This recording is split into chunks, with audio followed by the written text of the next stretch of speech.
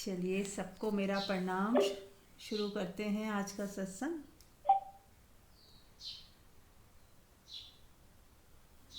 Mute कर लें सभी।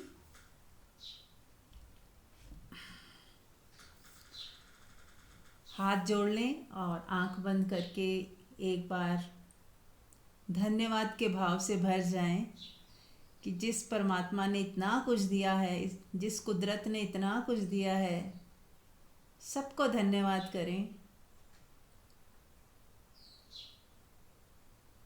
और जितने भी लोग हमारे जीवन में हैं उन सबको धन्यवाद दें, ताकि हमारा हृदय खुले। सबके प्रति हमारा जो धन्यवाद का भाव है वो हमारा हृदय को खोलता है, हमें विराट बनाता है, हमें एक सुकून और शांति का एहसास दिलाता है। जब जब जब भी हम धन्यवाद के भाव से भरते हैं, हम सुकून से भरते हैं, शांति और प्रेम से भरते हैं।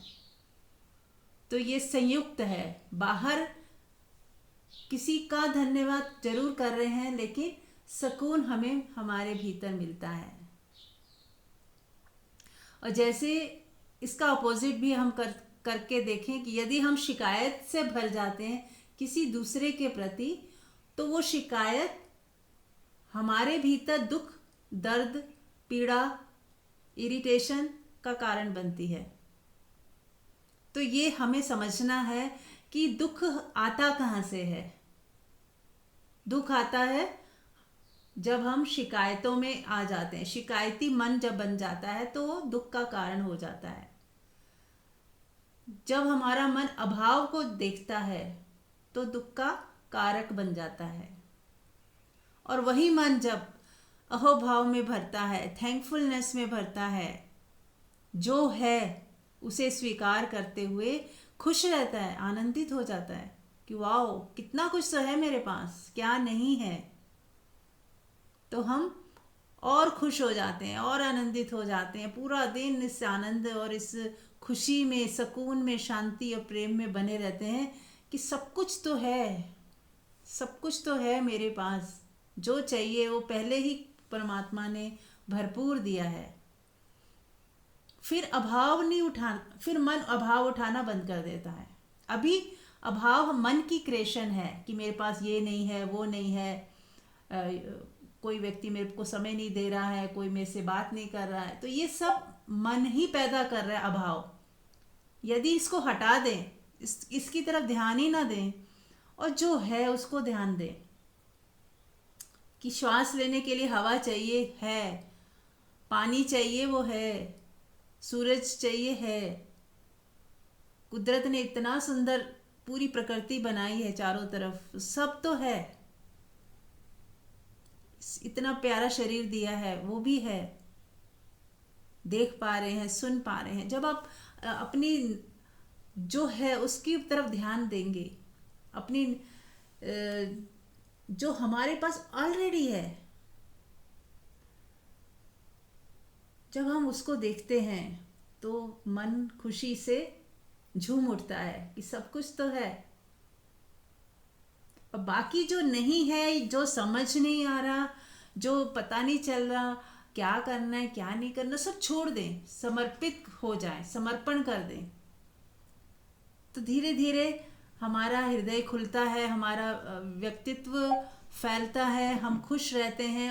उसी आनंद और उस खुशी के होते हुए विवेक जागृत होता है जब, तो हमें सब प्रश्नों के उत्तर हमारे अंदर से ही आने लगते हैं।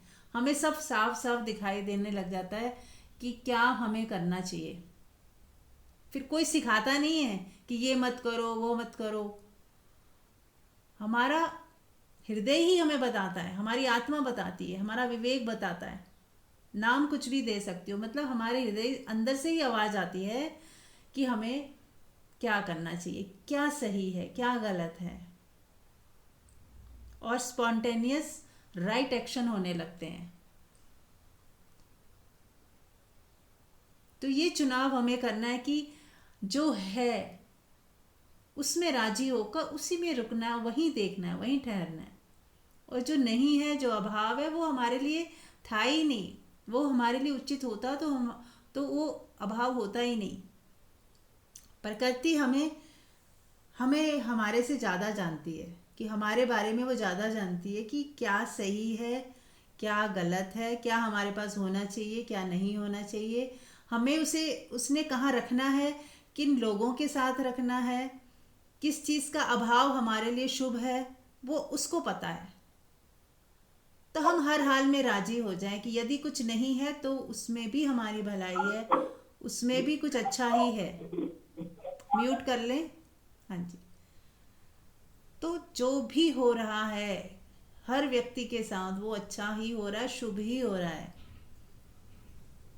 सिर्फ जब हमारे अनुकूल नहीं होता तो हम उसे अशुभ बोल देते हैं, खराब बोल देते हैं, बुरा बोल देते हैं। लेकिन बुरा, खराब, अशुभ कुछ नहीं होता, ये हमारी ही मन की सोच है। तो अपनी सोच को हटा दें, तब देखें सब सही है, सब ओके है, सब परफेक्शन में है। ठीक है, चलिए एक बार फिर से स्वागत है आप सबका। और कोई प्रश्न है या कुछ शेयरिंग करनी है तो बताएं।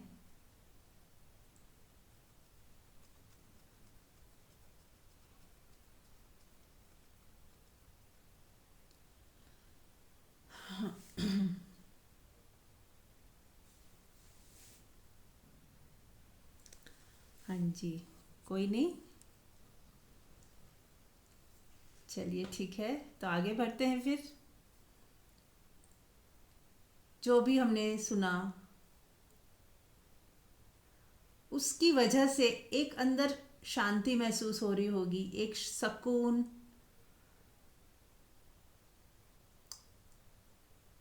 एक कहते हैं ना ठहराव, ठहराव आ जाता है जब हम सत्संग सुनते हैं, जब हम पॉजिटिविटी को सुनते हैं, कुछ पॉजिटिव चीज़ें सुनते हैं, और जो हमारा फोकस अभाव में चला गया था अब वापस उसमें आ गया कि जो है, तो आप पाते हो कि एकदम सब कुछ तो ठीक है, सिर्फ हमारा फोकस गड़बड़ा गया था, हम कहीं और फोकस हो गए थे।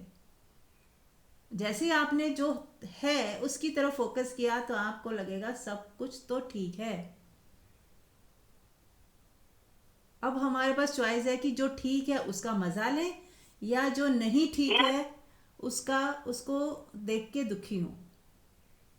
कोई कुछ कह रहा है? हम्म। तो हमें ये चुनाव जरूर करना है।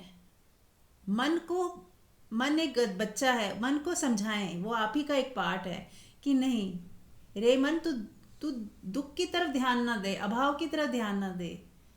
तेरे पास बहुत कुछ है जिसको देख के तू खुश भी हो सकता है।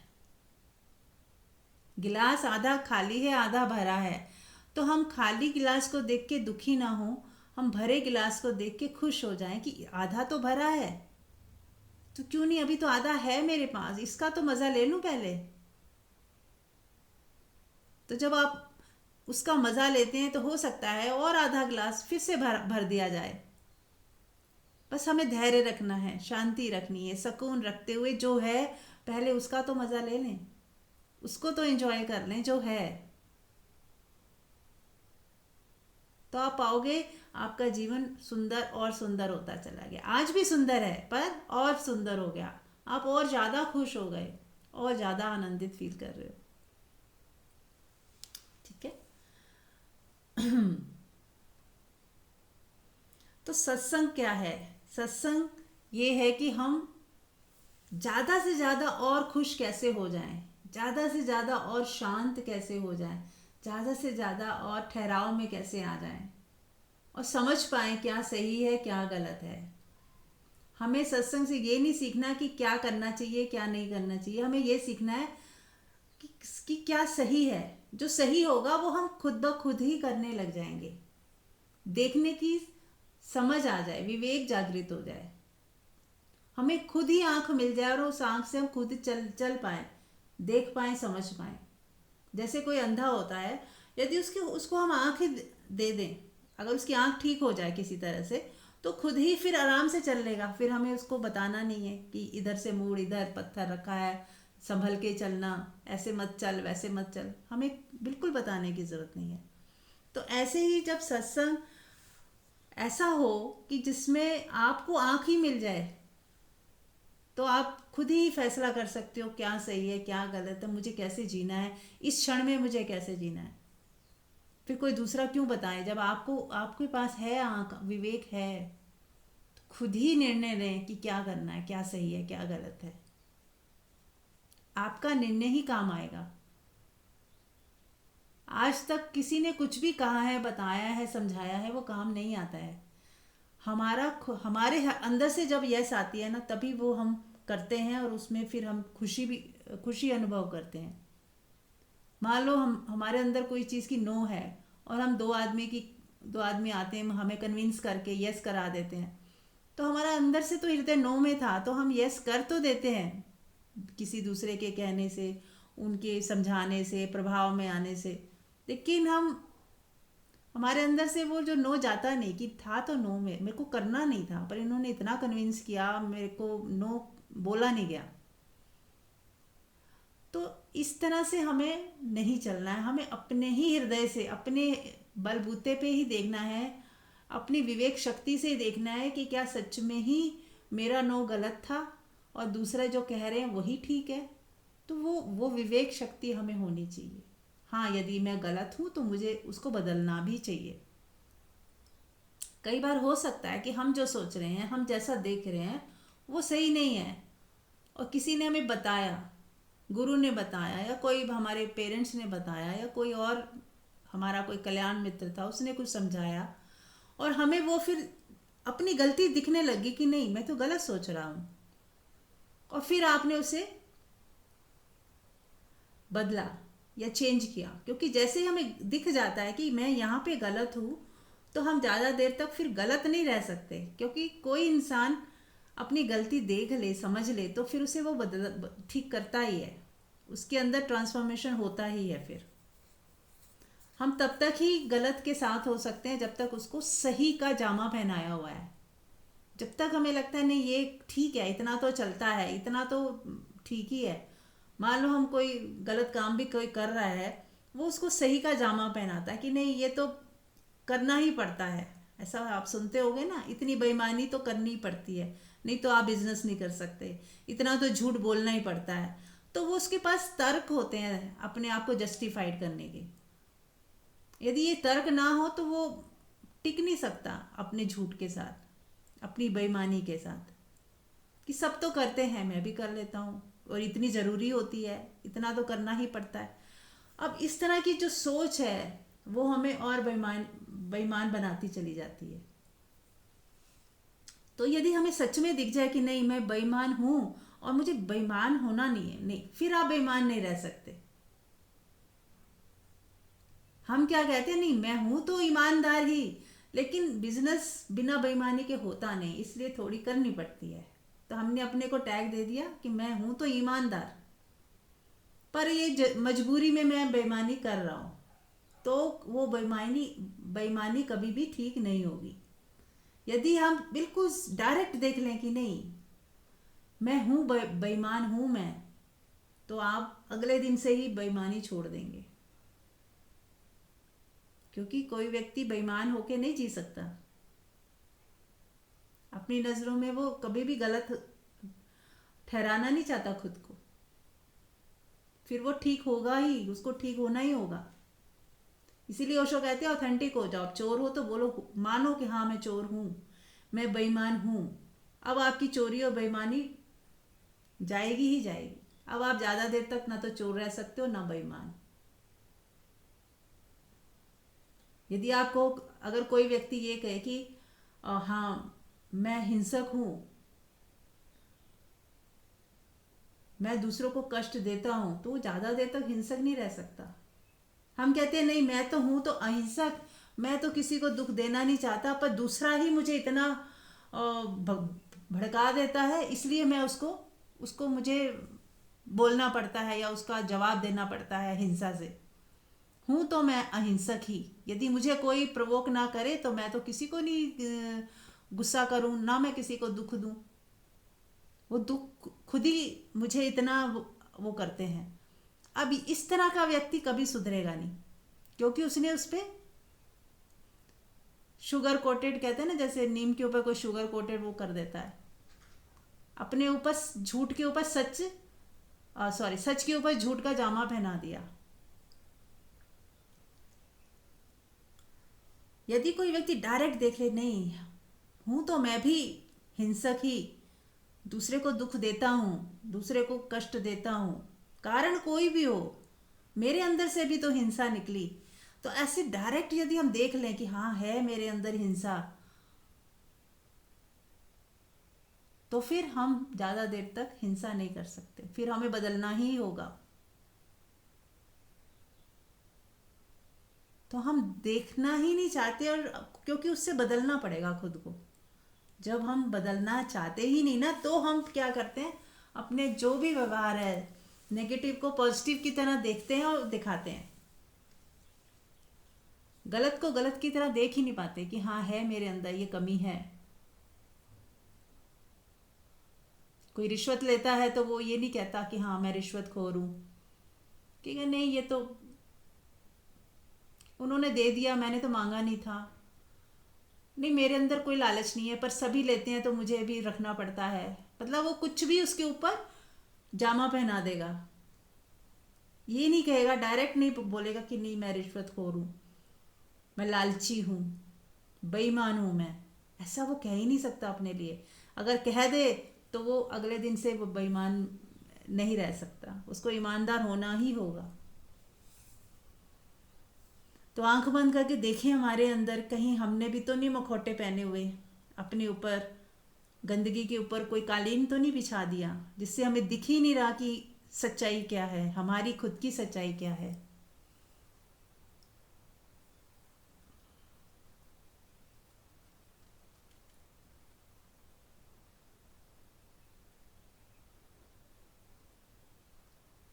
देखें कहीं कोई पाखंड तो नहीं है, दूसरों को दिखाने के लिए तो नहीं हम कुछ ऐसा कर रहे। कुछ लोग भगवान का नाम लेते हैं दूसरों को दिखाने के लिए कि मैं बड़ा भक्त हूँ, माला को हर समय हाथ में रखेंगे ताकि दूसरा ऐसा सोचे समझे और मेरे को बड़ा धार्मिक माने। ऐसा तो नहीं है कुछ अंदर, कहीं ये मेरा पाखंड तो नहीं।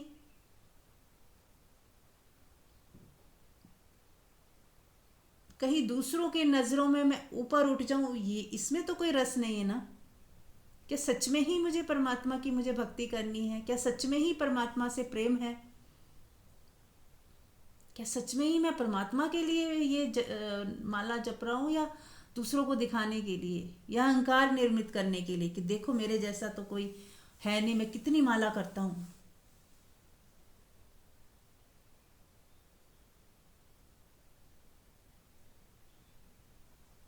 देखें अपने भीतर झांक कर देखें, और खुद खुद के साथ रूबरू हो जाएं, सेल्फ स्टडी करें, स्वाध्याय।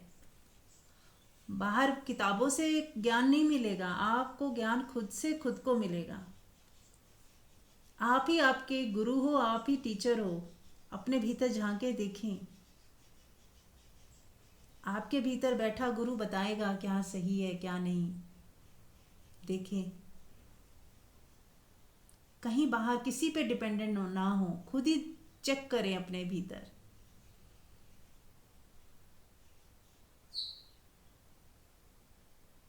कि मैं क्या हूँ, मैं कौन हूँ छोड़ दें, मैं क्या हूँ, मेरा मन क्या है,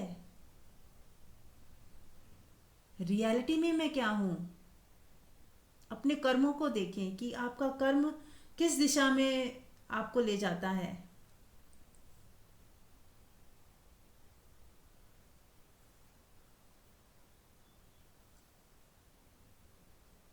जब हम झूठ बोलते हैं तो कहते हैं कि ये तो बोलना पड़ता है कभी कभी, नहीं तो किसी का दिल दुख जाएगा, और हम झूठे होते ही चले जाते हैं, बहाने एक के बाद एक बहाना बनाते ही चले जाते हैं, और हमें पता नहीं चलता कब उसकी आदत हो गई। हाँ, 100 में से एक बार दो बार ऐसा बोलना पड़ सकता है, लेकिन लोगों की आदत ही हो जाती है बहाना मारने की, झूठ बोलने की, बिना कारण। कोई कारण ही नहीं था झूठ बोलने का और झूठ बोल रहे हैं। किसी का अहित नहीं हो रहा था सच बोलने से, फिर भी झूठ बोल रहे हैं क्योंकि आदत हो गई है।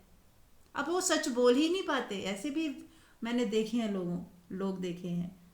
सच बोल ही नहीं पाते, बस उनको झूठ ही बोलना है। तो ऐसा व्यक्ति जब जो पाखंडी हो जाता है और वो देख ही नहीं पा रहा कि मैं कहाँ खड़ा हो गया हूँ, झूठ बोलते बोलते दूसरों को धोखा देते देते खुद का क्या हाल कर लिया,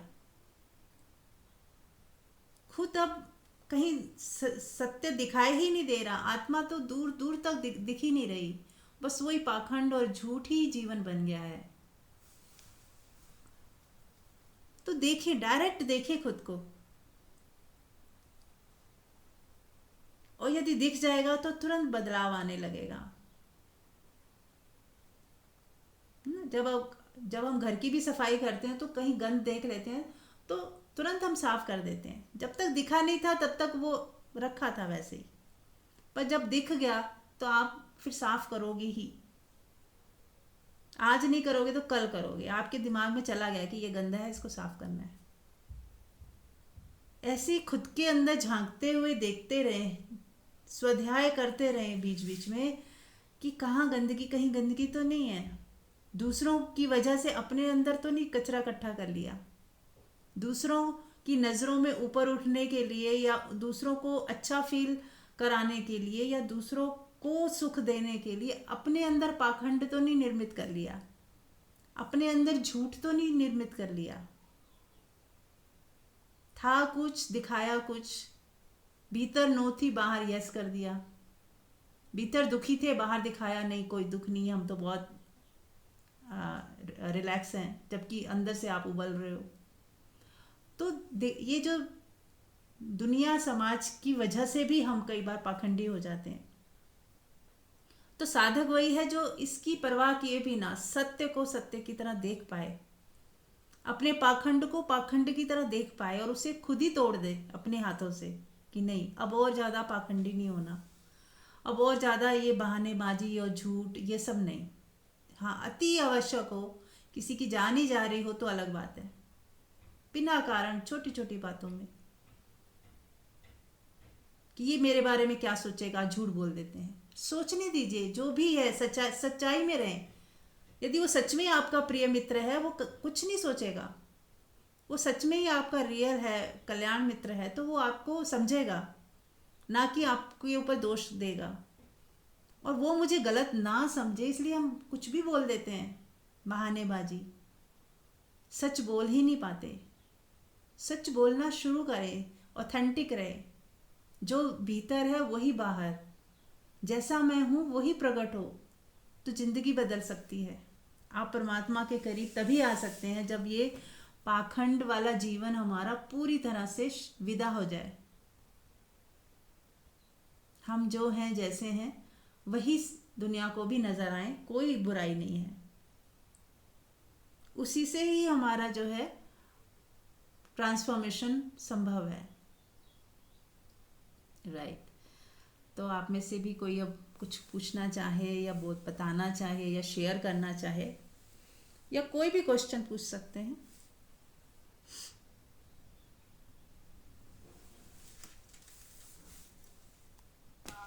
मैं ही बोलती हूँ हाँ जी। कि जो सारा आपने बोला है उसको एक लाइन में अगर कंक्लूड किया जाए तो वो ये है कि ना अभाव में जियो ना प्रभाव में जियो, बल्कि स्वभाव में जियो। अगर आप अभाव में जी रहे हैं और प्रभाव में जी रहे हैं तो समझ जाए, तो हमें दुख आएगा ही आएगा। और या दुख हमारे जीवन में अगर है तो हमें ये पता लग जाना चाहिए कि हम अभाव में जी रहे हैं या प्रभाव में जी रहे हैं। और अगर हम खुश हैं तो इसका मतलब हम स्वभाव में जी रहे हैं। तो आप थोड़ा अपनी लैंग्वेज में और इसे एक्सप्लेन करें, मेरा जरा फोन आ रहा है। बिल्कुल, अपने स्वभाव में जीना ही हमारा मेन मकसद होना चाहिए कि मैं जैसा हूँ, पहले तो अपने को स्वीकार करें कि मैं जो भी हूँ, जैसा भी हूँ। मैं अपने खुद को जब स्वीकार कर लेते हैं हम, तो दूसरे को भी स्वीकार भाव आ ही जाता है। और यदि वो करे या ना करे वो उसकी मौज है, हम अपनी मौज में रहेंगे, हम सच में रहेंगे, मैं जो हूँ जैसा हूँ वैसा हूँ। और यदि मुझे ही कोई प्रॉब्लम नहीं है तो किसी को क्या हो सकती है। हम क्यों छुपाते हैं? क्योंकि हम खुद ही अपने साथ कंफर्टेबल नहीं हैं। तो हम छुपाते फिरते हैं। मान लो किसी के पास धन की कमी हो और वो खुद ही कंफर्टेबल नहीं है, तो वो शो करेगा कि नहीं नहीं मैं तो बहुत अमीर हूँ, मेरा तो बहुत अच्छा स्टेटस है। अब वो खुद ही कंफर्टेबल नहीं है, इसीलिए दूसरों को ऐसा दिखाएगा। लेकिन यदि वो राजी हो जाए कि यदि है कमी तो है, इससे मैं कम नहीं हो जाता, मेरे पास धन कम होने से मैं कम नहीं हो जाता, मैं जो हूँ सो हूँ, मैं तो वो विराट चेतना हूँ। इसीलिए कहा गया कि खुद को जाने। जब हम अपनी रियलिटी जान लेते हैं कि धन से, पद से, रिलेशनशिप से हमारा कोई संबंध नहीं है, हम तो विराट चेतना है जो सब में है, वही मैं हूँ, मेरा अलग से होना है ही नहीं। ये जो मापदंड है समाज के दिए हुए, इससे कुछ लेना देना ही नहीं है हमारा, कि मैं अमीर हूँ कि गरीब हूँ, कि अच्छा हूँ कि बुरा हूँ। ये उनकी सोच है। ये हमें बचपन में सिखा देगी कि ऐसा करने से अच्छा होता है, ऐसा करने से बुरा होता है। चेतना तो सब जगह एक जैसी बह रही है, ना वो अच्छी है ना बुरी है, बस वो है। तो ऐसे ही पैसे कम हो ज़्यादा हो, गाड़ी हो ना हो, उससे मेरी चेतना में कोई कमी थोड़ी आ रही है, मैं तो वही हूँ।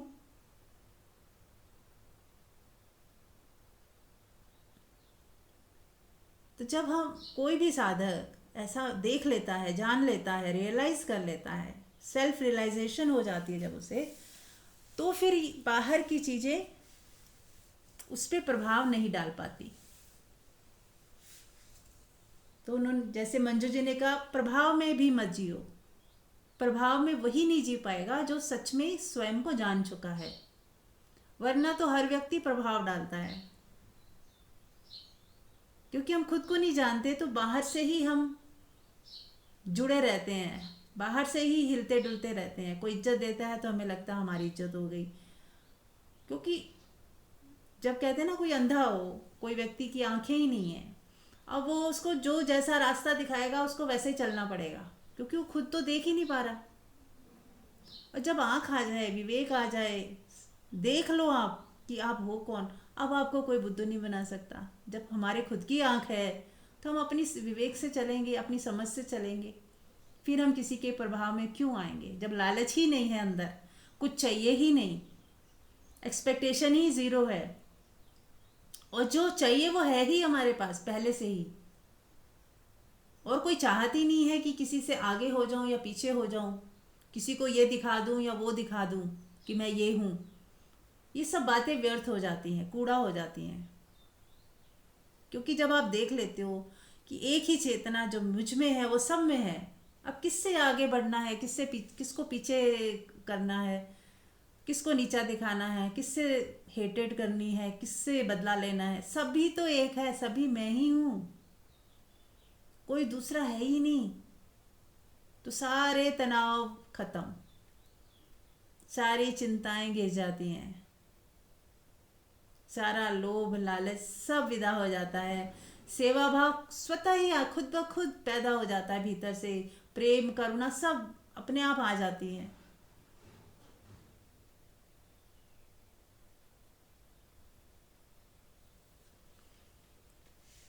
तो बस ज़्यादा कुछ नहीं करने की ज़रूरत, अपना ऑथेंटिक सेल्फ में आ जाए, अपनी आत्मा में टिके रहें, अपनी आत्मा को जानें। तो अपने आप समाज की जो भी चीज़ें चल रही हैं जिसमें हम पहले फंसे हुए थे अज्ञानतावश, अब हम नहीं फंस सकेंगे, फंसोगे ही नहीं। झूठ को झूठ की तरह देख लिया, सच को सच की तरह देख लिया, तो बस फिर कोई झूठ सत्य है ही नहीं। संसार का भी मज़ा ले लोगे, पर जानते हुए कि क्या है संसार। अब आपके लिए वो संसार फंसने का कारण नहीं होगा, उत्सव का कारण हो सकता है। क्योंकि आप जानते हो कि सब परमात्मा ही है, चेतना एक ही चेतना है। जैसे सुनार जानता है कि एक ही सोना एक ही है सब में, और सारे आभूषण अलग अलग हैं, कोई पैरों में पहना जा रहा है, कोई नाक में पहना जा रहा है, पर कोई छोटा बड़ा नहीं हो गया, सब एक ही है, एक सोने के ही बने हुए आभूषण हैं। किसी में सोना कम ज़्यादा हो सकता है, पर अब है तो सोना ही। जब वो पिघलेगा, एक सब इकट्ठा पिघला देगा, तो सब कहीं कोई फर्क नहीं है। सब एक ही सोना ही हो गया। ऐसे ही हम सब एक ही हैं, सब कुछ परमात्मा से ही है, परमात्मा ही है। यदि हम ऐसा देख पाए तो सारे राग द्वेष, अच्छाई बुराई, सबका अंत हो जाएगा। फिर आप हम सब एकता, वननेस में रहते हुए एकता का अनुभव करेंगे और ज़िंदगी बहुत सुंदर हो सकती है, बहुत प्यारी, जहाँ कोई भेदभाव नहीं, कहीं ऊपर नीचे होने की बात ही नहीं कि मुझे अमीर होना है कि गरीब, मैं गरीब रह गया या ये मेरे से आगे चला गया। सब एक ही तो है। जो भी आगे गया वो मैं ही था, वो भी मैं ही हूँ। कोई पीछे रह गया वो भी मैं ही हूँ। जो हारा वो भी मैं और जो जीता वो भी मैं। तो कहाँ दुख है फिर? फूल भी उसी मिट्टी से उग रहा है और कांटे भी उसी मिट्टी से आ रहे हैं, उसी बीज से ही आ रहे हैं। स्रोत एक ही है सबका।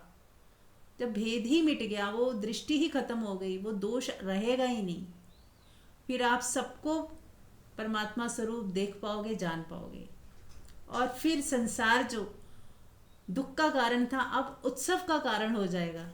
अब आप उसी में उत्सव मना पाओगे। वो दृष्टि ही खत्म हो गई, अपना पराया सब खत्म हो गया।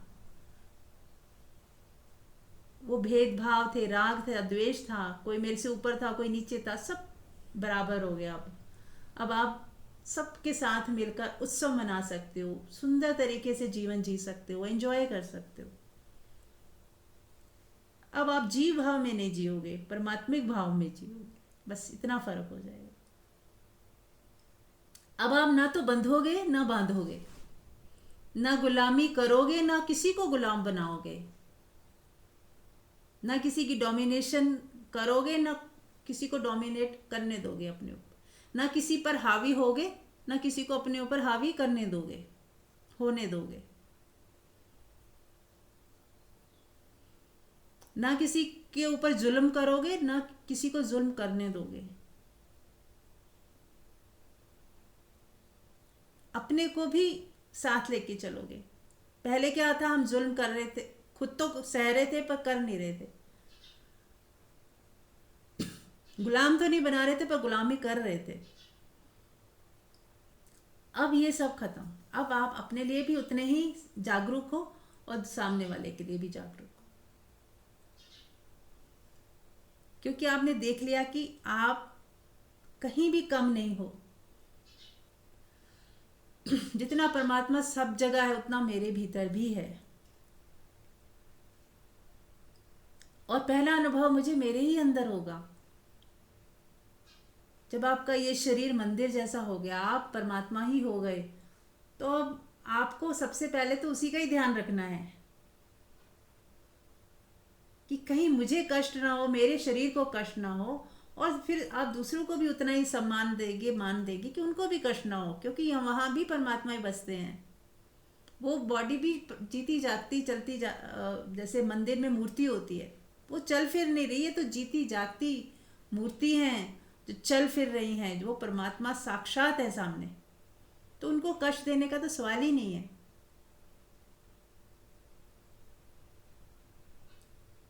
बहुत बड़ी विडंबना है कि हम मूर्ति में तो परमात्मा देख लेते हैं, लेकिन जीती जागती मूर्तियां जो चारों तरफ हैं उनको, उनमें परमात्मा नहीं देख पाते। उनको परमात्मा, परमात्मिक स्वरूप जो खुद परमात्मा ने बनाया है, प्रकृति ने पैदा किया है, उनमें परमात्मा को महसूस नहीं कर सकते। उनको हम इंसान मांगते हैं, अमीर गरीब छोटा बड़ा। हम सोचते नहीं हम किसी की बुराई कर रहे हैं तो परमात्मा की बुराई कर रहे हैं, किसी में दोष देख रहे हैं तो परमात्मा में दोष देख रहे हैं।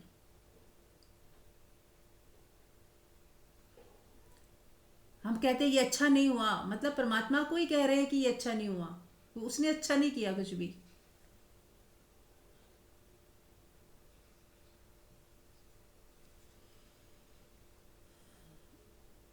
तो बस ये दृष्टि बदल जाती है, आपकी दोष दृष्टि खत्म हो जाती है। सब में एकता, सब में वननेस, सब में प्रेम, वो जागृत हो जाता है।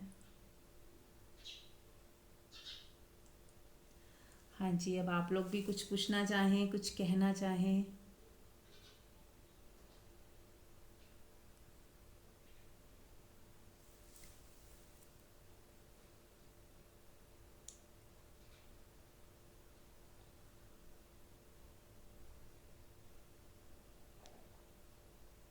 ठीक है, कोई भी प्रश्न नहीं है, कुछ कहना नहीं है तो ध्यान करते हैं। सब लोग आंख बंद कर लें, अपने आप को रिलैक्स कर लें, बैठ जाएं या लेट जाएं, पर अब 10-15 मिनट बिल्कुल शांत मौन, हिलना डुलना नहीं है, आंख नहीं खोलनी है।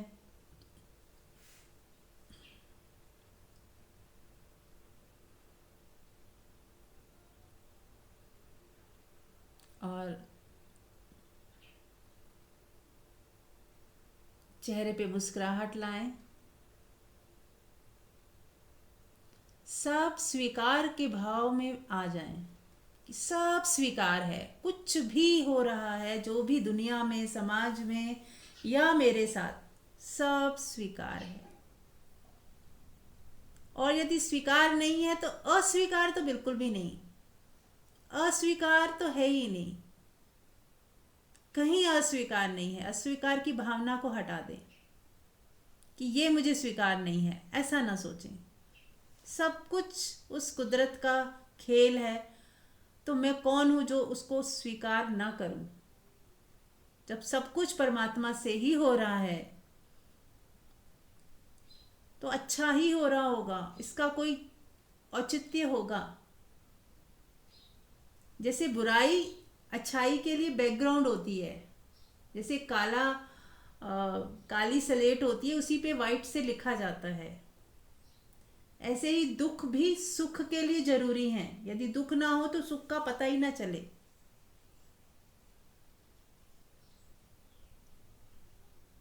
यदि हमें दुख ना हो तो हमें पता ही ना चले कि हमें इस स्थिति को और ठीक करना है और इससे कोई सॉल्यूशन ढूंढना है या इससे हटना है।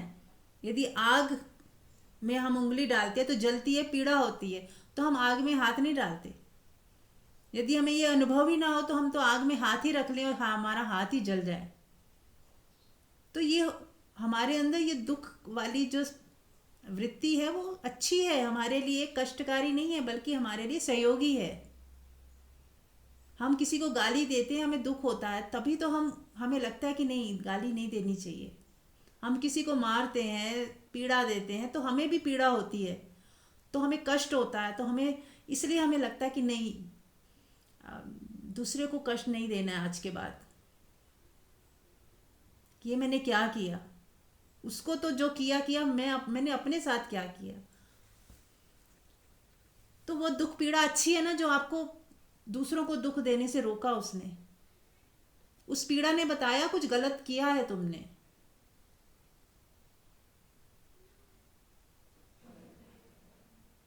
कुछ गलत किया और किसी ने आपको कुछ बताया तो आपको बुरा लगा, तो आप उस बुरा लगना भी अच्छा था, सहयोगी था, तभी तो आपने कसम खाई कि नहीं, अब आगे से मैं ऐसा काम नहीं करूंगी कि जिससे मुझे ये 4 बातें सुननी पड़ी, दूसरों की नज़रों में गिरना पड़ा।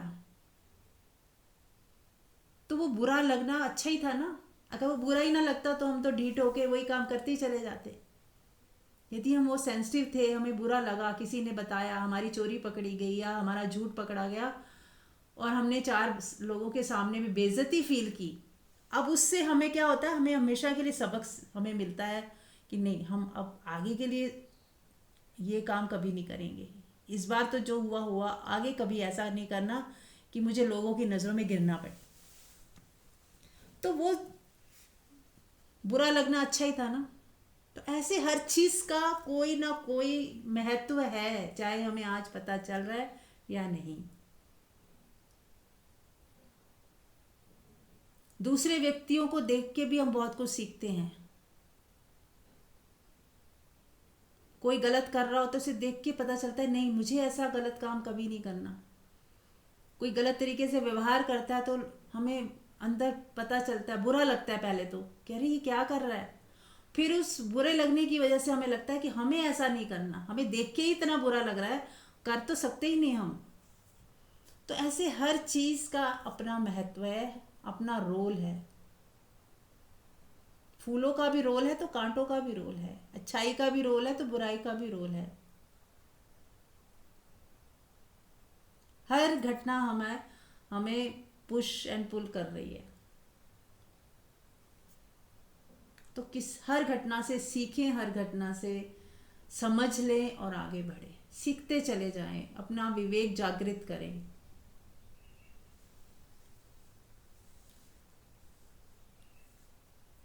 तो अब जो शांति महसूस हो रही है आपको, उसको महसूस करें। जब कुछ खराब है ही नहीं तो सब चिंताएं छोड़ दें।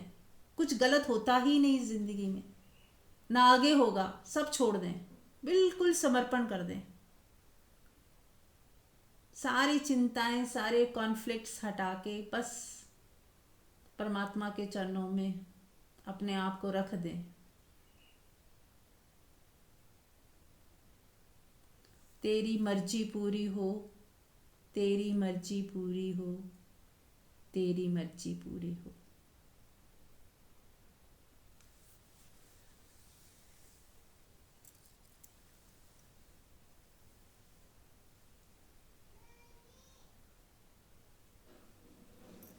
पूरा समर्पण, खाली हो जाएं, पूरी तरह से खाली हो जाएं।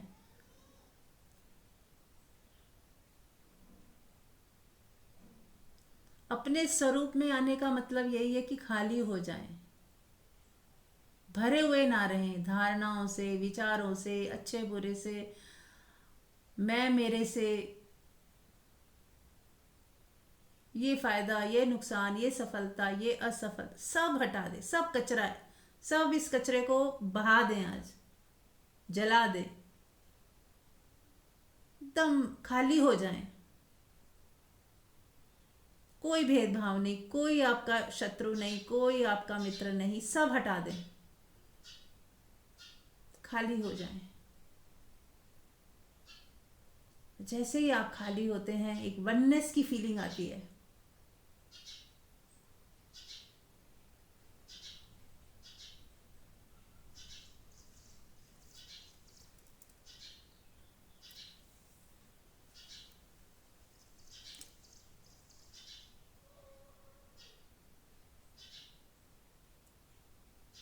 इस वननेस को महसूस करें कि आप जुड़े हुए हो सबसे, किसी एक तल पे आप सबसे जुड़े हुए हो। वो आप महसूस कर सकते हो। कहीं कोई जब भेदभाव ही नहीं रहा तो एक वननेस अपने आप आ जाती है।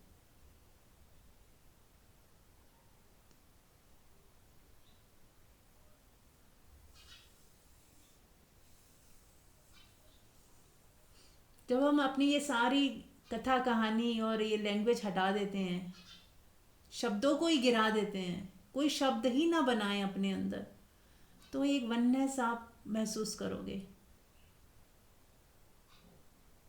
जैसे कुछ जुदा है ही नहीं।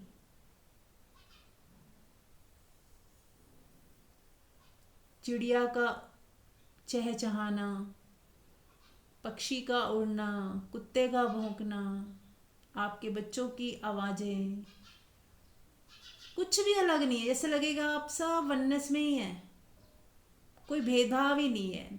ना पक्षी पक्षी है, ना बच्चे बच्चे हैं, ना कोई मेरा है ना तेरा है, ना कोई, कुछ भेदभाव ही नहीं रहा, तो सब एक वननेस में आ गए।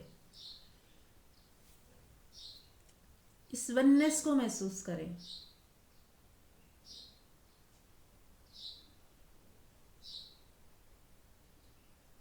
अब इसमें कैसा लग रहा है महसूस करें, क्या फील हो रहा है।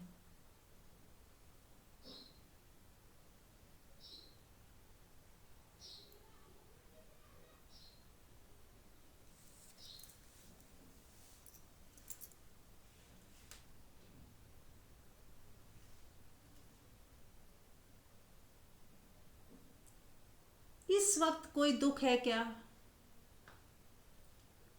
कोई चिंता परेशानी, ये है आपका स्वभाव, जहाँ कोई चिंता नहीं, कोई परेशानी नहीं, कोई दुख नहीं, पूरी तरह प्रेजेंट में आ गए आप। अब इसको प्रेजेंट में हूँ ये कहना भी एक बाधा है, इसको भी हटा दें। बस आप हैं, आपकी मौजूदगी है, वननेस है, एक खालीपन, एक शून्यता,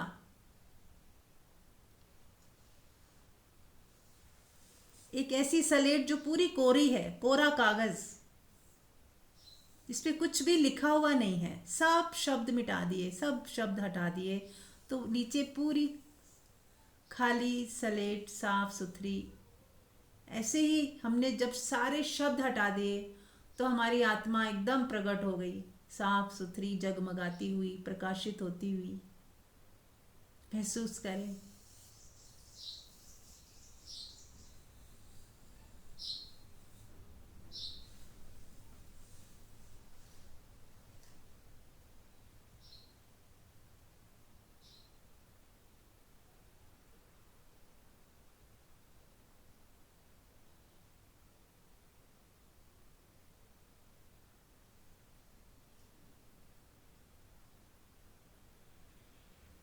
जब सब मिट जाता है और जो शेष बचा रह जाता है वही है परमात्मा।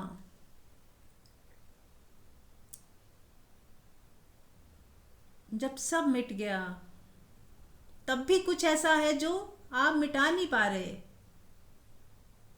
क्योंकि अब वो स्क्रीन आ गई जिसके ऊपर लिखा था वो सब मिट गया, पर जो आत्मा है, जो सदा वो अमर है, उसको मिटाया नहीं जा सकता। आप अपने होने को नहीं मिटा सकते। आप ये कह सकते हो कि वो मैं हूं, या ये कह सकते हो कि मैं मिट गया और परमात्मा ही शेष बचा। अब उसे मैं हूं भी कहना सही नहीं है, मैं हूं ही नहीं, ये कहना ज़्यादा सही रहेगा कि जहां मैं होता ही नहीं वहां परमात्मा होता है। अपने मैं को पूरा मिटा दें कि मैं हूं ही नहीं, ना मैं अमीर, ना मैं गरीब, ना मैं छोटा, ना बड़ा, ना स्त्री, ना पुरुष, ना मुझे कुछ चाहिए, ना मैं कुछ बनता, ना कुछ नहीं। आप अपने वजूद को ही मिटा दें जब भीतर से।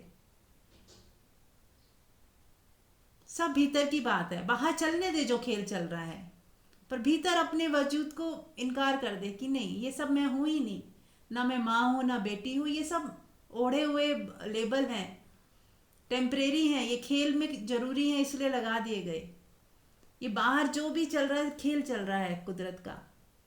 भीतर से खाली हो जाएं, भीतर अपने आप को फ्री कर दें इन सब लेबलों से। कोई भी लेबल खुद के ऊपर ना लगाएं कि मैं सज्जन पुरुष हूँ, मैं स्त्री हूँ, बहुत मेरी इज्जत है, मान सम्मान है, बहुत अच्छे खानदान से हैं, ये हमारी कास्ट है, ये हिंदू हूँ, मैं मुसलमान हूँ। ये सब हटा दे, ये सब कचरा है। ये हमें सीमित बना देता है, छोटे दायरे में संकीर्ण बना देता है, जबकि आप अनलिमिटेड हो, विराट हो, असीमित हो। अपने टुकड़े ना करें। खुद ही हम अपने टुकड़े करके फिर भेदभाव करते हैं और लड़ते झगड़ते हैं, जैसे अपने ही दो हाथ एक दूसरे से लड़ रहे हों। ऐसा होता है। तो अपने उस विराटपन को देखें जहां सब समाया हुआ है, सब जैसे सागर सब नदियों को, सभी नालों को, सभी गंदगी को अपने साथ आत्मसात कर लेता है। ऐसे ही आप विराट हो, विराट, उसमें सब समुद्र, सब नदियां, सब इंसान, सब सब उसी के भीतर है, आप ही के भीतर। आप ही हो विराट सत्ता जो सबको समाया हुआ है, जिसकी एकता सबसे है, चाहे वो नदियां हो, समुद्र हो, 5 एलिमेंट्स हो, देवी देवता हो, गुरुजन हो, सब आपके साथ हैं, आपके हिस्से हैं और आप उनके हिस्से हो। आपकी वजह से सब है और सबकी वजह से आप हो। अगर आप ही नहीं हो तो ये सारी दुनिया कहाँ है फिर? और यदि सारी दुनिया ही नहीं है तो आपका क्या होने का क्या मतलब है? तो हम सब जुड़े हुए हैं, संयुक्त हैं।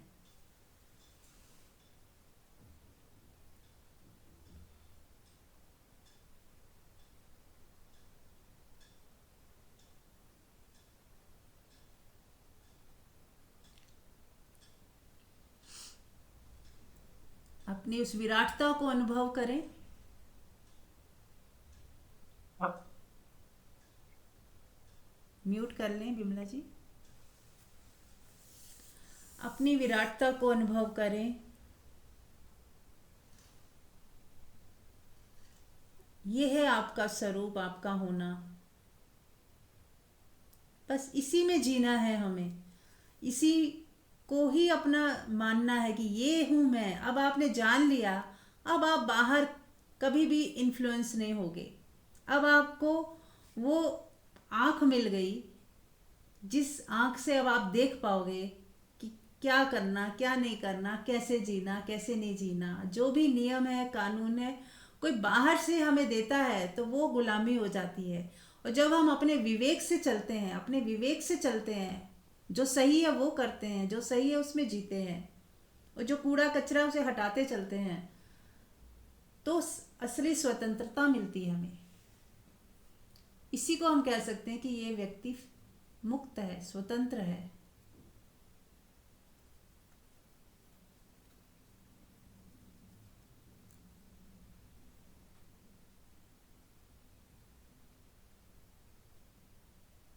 और एक बार जिसने अपनी फ्रीडम को देख लिया, अब वो कितना ही बंधना चाहे बंध नहीं सकता। अब कितना ही द्वैत में आना चाहे नहीं आ सकता। एक बार भी झलक आ जाए अपने स्वरूप की, अब आप वापस वैसे नहीं हो सकते जैसे उसको बिना जाने थे। एक बार किसी को पता चल जाए कि मैं राजा का पुत्र हूं, अब वो भिखारी कितना ही हो, वो भिखारी नहीं रह सकता। अब कितना ही गरीब हो, अब वो गरीब रह नहीं सकता।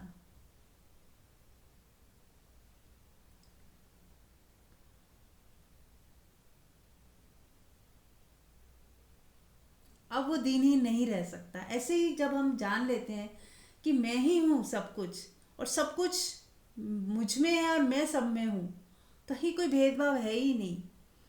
तो अब आप वो नहीं रह सकते जो इस ज्ञान से पहले थे। अज्ञानी थे जब, तब आप अपने को दीनहीन, और मैं बस माँ हूँ, स्त्री हूँ, एक कमज़ोर औरत हूँ, बूढ़ी स्त्री हूँ, बस सांसें गिन रही हूँ कब मृत्यु आ जाए, ऐसे दीनहीन नहीं है हम। वो शरीर है, वो एक जीव भाव में हम जी रहे थे, अब नहीं जी सकते। शरीर तो मरना धर्मा है ही, बूढ़ा होगा मर जाएगा, पर अब मैं शरीर हूं ही नहीं। जब मैं तो वो सत्ता हूं जो कभी ना तो जन्म लेती ना मरती। तो जब आप इस स्वरूप को जान लेते हो तो आप परमात्मा ही हो जाते हो। तो परमात्मा को क्या दुख? अब परमात्मा होके जियो, जीव भाव और शरीर में ना जियो। हाँ, उसका देखभाल करना है, बॉडी को पूरा रिलैक्स रखना है, पूरा इसको जो भी चाहिए आपको देना है, इसकी देखभाल करनी है। पर आप जानते रहो कि मैं शरीर नहीं हूँ। ये शरीर एक मंदिर की तरह हो सकता है, इसमें भी परमात्मा का वास है, लेकिन मैं इससे भी अलग विराट।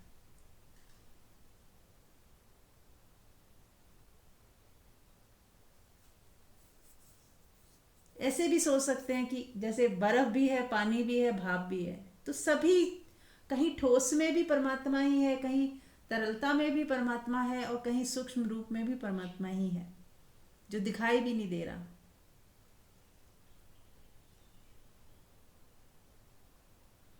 जैसे भाप, पानी और बर्फ है तो पानी ही, लेकिन बर्फ से चोट लग जाती है, भाप से नहीं लगती। बर्फ को हम कुछ भी कर सकते हैं, तोड़ सकते हैं, लेकिन भाप को नहीं कर सकते कुछ भी, दिखती भी नहीं वो। पानी तो फिर भी दिख जाता है। तो जब बर्फ पानी हो जाए तो बर्फ गायब हो जाती है, ऐसे ही हमें अपना पता चलता है कि मैं शरीर नहीं हूँ, और हूँ भी। बर्फ भी कहीं ना कहीं पानी तो है ही। ऐसे ही शरीर मैं नहीं हूँ, फिर भी मैं हूँ शरीर। लेकिन अब आप केवल शरीर ही हो ऐसा नहीं जानते कि मैं मर ही जाऊंगा, वो मृत्यु का डर खत्म हो जाता है और आप एक जीव भाव से परमात्मिक भाव में आ जाते हो।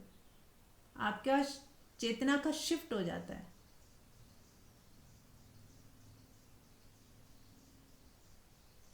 नेत्रहीन को नेत्र मिल जाए जैसे, वैसा हो जाता है कुछ। तो चलिए बने रहें इसी अवस्था में जब तक हो सके, इसी आनंद को, इसी शांति और सुकून को महसूस करते हुए हम 10 मिनट तक और बैठेंगे। और जिसको जितना लंबा हो सके बैठना हो बैठे। थैंक यू, धन्यवाद।